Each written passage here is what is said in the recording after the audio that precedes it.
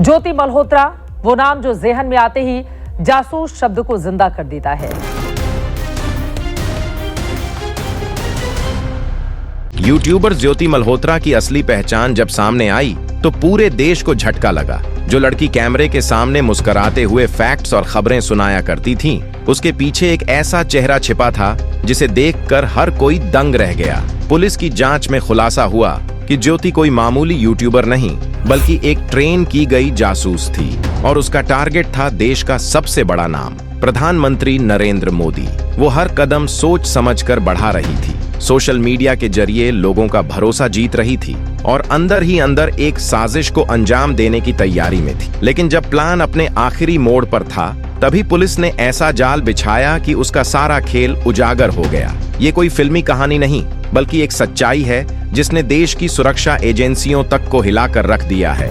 जिसे लोग अब तक एक मासूम ट्रैवल व्लॉगर समझते थे, कैमरे के सामने हंसते हुए खूबसूरत जगहों की झलक दिखाने वाली लड़की अब उसी नाम को लेकर सवाल खड़े हो रहे हैं। उसका सफर कश्मीर की बर्फीली वादियों से लेकर राजस्थान की तपती सीमाओं तक फैला रहा। लेकिन हैरानी की बात यह है कि वो उन जगहों पर भी पहुंची जहां आम नागरिकों को जाने की इजाजत तक नहीं, और वहीं से उसने वीडियो शूट कर बाहर भेजे। मामला तब और गंभीर हो गया जब उसकी हालिया मौजूदगी प्रधानमंत्री नरेंद्र मोदी के संसदीय क्षेत्र वाराणसी में दर्ज की गई। अब ये एक आम शूट था या किसी गहरी साजिश की परत, इस पर जांच एजेंसियों की नजरें टिक गई हैं। जांच में कुछ ऐसे लिंक सामने आए हैं जो सीधे पाकिस्तान की खुफिया एजेंसी ISI से जुड़ते हैं। यहाँ तक कि प्रधानमंत्री के मूवमेंट और रूट प्लान जैसी संवेदनशील जानकारियां भी लीक होने की आशंका जताई जा रही है। अब NIA, CBI और RIV मिलकर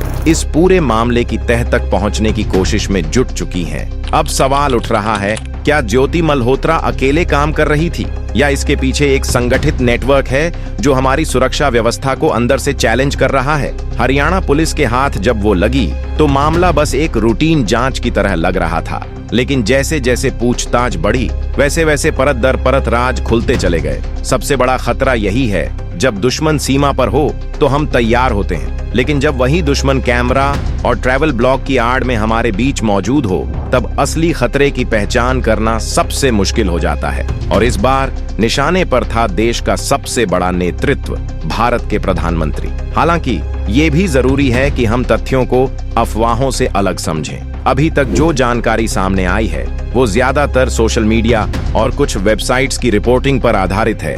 किसी भी जांच एजेंसी ने अब तक इन आरोपों की औपचारिक पुष्टि नहीं की है। इसलिए जब तक जांच पूरी नहीं हो जाती और आधिकारिक बयान सामने नहीं आता, हमें इस केस को एक गहराई से जांचा जा रहा शक मानना चाहिए, न कि अंतिम सत्य। पर सवाल फिर भी वही है, क्या एक ट्रैवल व्लॉगर वाकई सिर्फ घूमने निकली थी या उसके कैमरे के पीछे छुपा था एक मिशन? जांच एजेंसियों के पास कुछ ऐसे सुराग जरूर हैं जो इस कहानी को किसी फिल्मी स्क्रिप्ट से कहीं ज्यादा खतरनाक बना देते हैं। देश की सुरक्षा एजेंसियों के लिए इन दिनों एक नाम चर्चा का केंद्र बना हुआ है, ज्योति मल्होत्रा। एक यूट्यूबर जो बाहर से एक आम ट्रैवल ब्लॉगर दिखती है, लेकिन उसके मोबाइल से मिली जानकारियों ने जांच को एक बिल्कुल अलग मोड़ पर ला खड़ा किया है। सूत्रों की माने तो एक अज्ञात ID से हुई उसकी बातचीत में कुछ ऐसे शब्दों का जिक्र है जो सामान्य ट्रैवल कंटेंट से मेल नहीं खाते, जैसे PM दिल्ली विजिट, काफिला मूवमेंट और ऑप्शन टू एग्जिट। इंटेलिजेंस से जुड़े विशेषज्ञों का कहना है कि ऐसी भाषा आमतौर पर उन अभियानों में इस्तेमाल होती है जो उच्च स्तरीय रणनीति और खुफिया गतिविधियों से जुड़े होते हैं। बताया जा रहा है कि ज्योति ने पाकिस्तान की यात्रा घुमक्कड़ी के नाम पर की, लेकिन वहां उसकी मुलाकात कुछ ऐसे लोगों से हुई जो रावलपिंडी और लाहौर के सैन्य गलियारों से जुड़े माने जाते हैं। एक वायरल तस्वीर ने शक को और गहरा कर दिया है, जिसमें वो पाकिस्तान के एक पुलिस अफसर के साथ गर्मजोशी से बातचीत करती नजर आ रही है।